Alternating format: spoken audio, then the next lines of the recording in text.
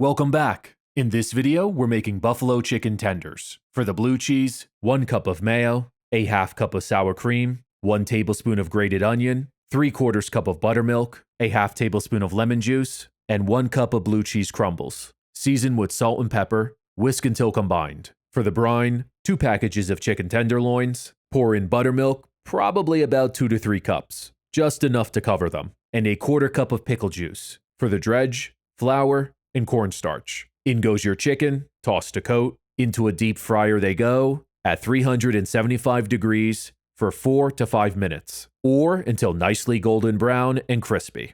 Pour buffalo wing hot sauce right over the top. Onto a serving platter they go, the blue cheese sauce on the side for dipping, and there we have it, buffalo chicken tenders. That's it for today, guys. Drop a like and a comment below, subscribe if you're new. I'll see you next time.